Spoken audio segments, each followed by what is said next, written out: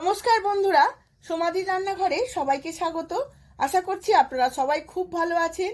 আজ আমি শেয়ার করতে চলেছি অনুষ্ঠান বাড়ির স্বাদের চিংড়ি মাছ ও বড়ি দিয়ে কুমড়ো শাকের ঘন্ট। খুবই সাধারণ একটি রেসিপি, কিন্তু খেতে দারুণ হয়।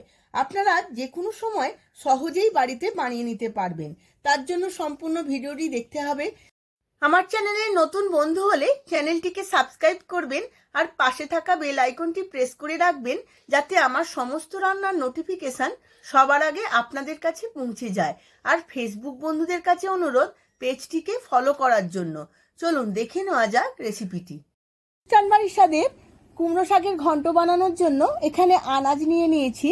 কুমড়ো, ঝিঙে, বেগুন, আলু আর কুমড়ো শাকটা আমি ছোট ছোট করে কেটে নিয়েছি। সমস্ত আনাজগুলো খুব ভালো করে ধুয়ে নিয়েছি। এখন কড়াইয়ে জল বসিয়ে দিয়েছিলাম, গরমও হয়ে গেছে। এবার সমস্ত শাকগুলো খুব ভালো করে একবার সেদ্ধ করে নেব। এবার চাপা দিয়ে 5 মিনিট সেদ্ধ করে নেব। আবারও কড়া বসিয়ে নিয়েছি। এবার বড়ি ভেজে নেব। আমি এখানে মটর ডালের বড়ি নিয়েছি।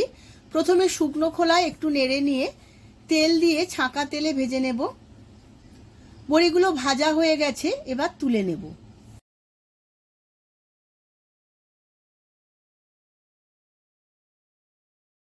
ওই একই তেলে কিছু চিংড়ি মাছ ভেজে নেব। আমি একটু ছোট সাইজের চিংড়ি মাছ নিয়েছি। চিংড়ি মাছগুলো আমি 5 মিনিট এইভাবে ভেজে নেব। চিংড়ি মাছগুলো ভাজা হয়ে গেছে, এবার তুলে নেব। চিংড়ি মাছ ভাজার তেলের মধ্যে আরও একটু তেল দিয়ে দিয়েছি। তেলটা খুব ভালো করে গরম করে নিয়েছি। এবার এর মধ্যে কিছু ফোড়ন দিয়ে দেব। তার মধ্যে 2টো তেজপাতা, 2টো শুকনো লঙ্কা আর 1/2 চামচ 5 ফোড়ন। সমস্ত ফোড়নটা খুব ভালো করে ভেজে নিয়েছি। এবার সমস্ত কেটে রাখা আনাজগুলো এই তেলের মধ্যে দিয়ে খুব ভালো করে ভেজে নেব। আমি এখানে আনাজগুলো একটু বড় বড় করে কেটে নিয়েছি, না হলে ছোট ছোট করে কাটলে ঘন্ট হয়ে যাবে। এইভাবে আমি 5-7 মিনিট খুব ভালো করে ভেজে নিয়েছি। আনাজটা ভাজতে ভাজতে অল্প একটু নুন দিয়ে দিয়েছি, যাতে আনাজটা একটু সেদ্ধ হয়ে যায়। ভাজা হয়ে গেছে আনাজগুলো। এবার এর মধ্যে দিয়ে দেব একটা কেটে রাখা পেঁয়াজ। পেঁয়াজটাও আমি আনাজের সাথে খুব ভালো করে ভেজে নেব।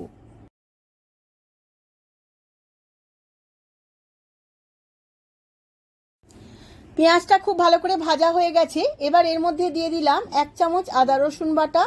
আদা রসুন বাটাও আমি সমস্ত কিছুর সাথে খুব ভালো করে কষিয়ে নেব, যতক্ষণ না কাঁচা গন্ধটা চলে যাচ্ছে। এবার কিছু রেগুলার মশলা দিয়ে দেব। হলুদ গুঁড়ো, জিরে গুঁড়ো, লঙ্কা গুঁড়ো আর ধনের গুঁড়ো।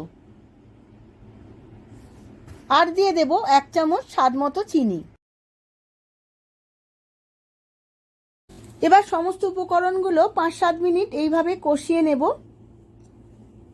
খুব ভালো করে কষানো হয়ে গেছে। এবার দিয়ে দেব সেদ্ধ করে রাখা শাকটা। শাকটাও আমি সমস্ত উপকরণের সাথে আবারও একবার কষিয়ে নেব। খুব ভালো করে কষিয়ে নিয়েছি। এবার দিয়ে দেব ভেজে রাখা চিংড়ি মাছগুলো। অল্প একটু নাড়াচাড়া করে নেব। এবার দিয়ে দেব অল্প একটু জল। জল দিয়ে খুব ভালো করে নাড়াচাড়া করে নিয়েছি। এবার দেব স্বাদ মতো নুন। নুনটা সমস্ত কিছুর সাথে খুব ভালোভাবে মিশিয়ে নিয়েছি। এবার দিয়ে দেব ভেজে রাখা বড়িগুলো। বড়িগুলো দিয়ে চাপা দিয়ে লো ফ্লেমে 10 মিনিট সেদ্ধ করে নেব।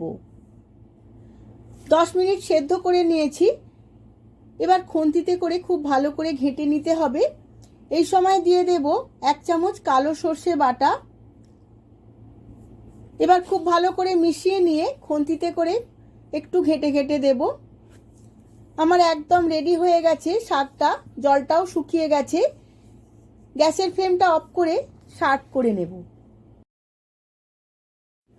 আমি সার্ভ করে নিয়েছি কুমড়ো শাকের ঘন্ট। দারুণ দেখতে লাগছে। এইভাবে আপনারাও বাড়িতে বানিয়ে যে কোনো অনুষ্ঠানে ভাতের সাথে পরিবেশন করবেন। দেখবেন ছোট বড় সবার খুব ভালো লাগবে।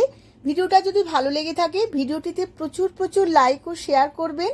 আজ তাহলে আসি, আবার দেখা হবে পরবর্তী ভিডিওতে নতুন আরও অনেক অনেক রেসিপি নিয়ে। ধন্যবাদ।